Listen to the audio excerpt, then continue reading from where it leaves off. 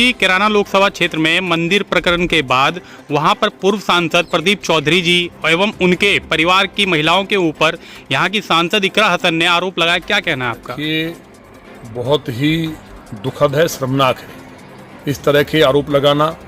जो मंदिर में हुआ, एक एक सनातनी, चाहे वो किसी जाति का है, गुर्जर है कि कश्यप है कि जाट है कि ठाकुर है, वाल्मीकि है कि ब्राह्मण है, इससे कोई मतलब नहीं है। एक एक सनातनी इस बात को लेकर के आक्रोशित है। आज तक भी जितने अपराधी थे जिन्होंने कृत्य किया उनको गिरफ्तार नहीं किया गया। एक पुलिस को हमने जब कहा वहाँ, तो उसके बाद छोटी सी कार्रवाई हुई। सारे के सारे लोग कौन थे? सारे लोग इकरा हसन जी के समर्थक थे। उनके साथ उनके फोटोज और चुनाव में उन्होंने पूरी ताकत लगाई, सब जानते हैं। उनके खिलाफ कार्रवाई ना करा के, उनका बयान उस टाइम भी आया था कि इस्लाम में मंदिर तोड़ने या किसी दूसरे धर्म का नुकसान करने की कोई परंपरा नहीं है, तो वो अपना इतिहास भूल रही हैं। और पूरा दुनिया जानती है कि इस्लाम ने भगवान बुद्ध से लेकर के भगवान श्री राम का मंदिर हो या मथुरा या काशी हो, सारे मंदिरों को तोड़ करके जिहादियों ने मस्जिद बनाई। और उन जिहादी जो इतने राक्षस हैं, उन राक्षसों ने उन सीमाओं को पार किया, दुराचार और बलात्कार किए। और जितने भी हिंदुस्तान के अंदर अत्याचार के साथ साथ जो कमजोर हिंदू थे वो मुसलमान बने बेचारे, और उनके संपत्तियों को लूटा गया, बलात्कार हुए। आज इकरा हसन जी उसी परंपरा पे आगे बढ़ी हैं। जिस तरह गेस्ट हाउस कांड हुआ, उनके सब जानते हैं कि उनके परिवार ने क्या किया।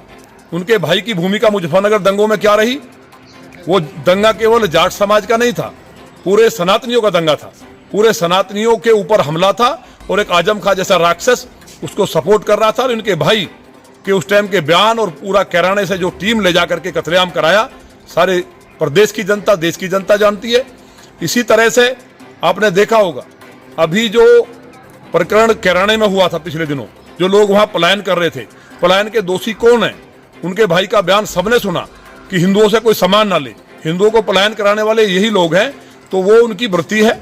और जहां तक प्रदीप चौधरी जी की बात है, वो एक खानदानी व्यक्ति हैं और बहुत सरल और शरीफ व्यक्ति हैं।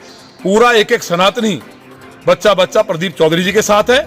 अगर कोई इस तरह की हरकत की गई, जिस तरह से उनकी बहन बेटियों और माताओं के लिए बोला गया, शर्मनाक है।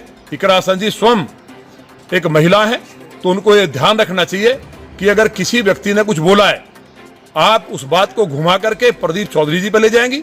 ऐसा किसी ने सोचा नहीं था। ये सारी मर्यादाएं तार तार करने का काम किया है, तो वो इस मर्यादा का ध्यान रखें कि वो स्वामी महिला है और किसी के परिवार के लिए और जिस तरह का उनका इतिहास रहा है उसका भी ध्यान रखें। और 24 घंटे में मुझे उम्मीद है इकरा हसन जी अगर समझदार होंगी तो निश्चित तौर पर माफी मांगेंगी, और नहीं मांगती है तो ये समाज तय करेगा। फिर हम भी सहारनपुर आ रहे हैं।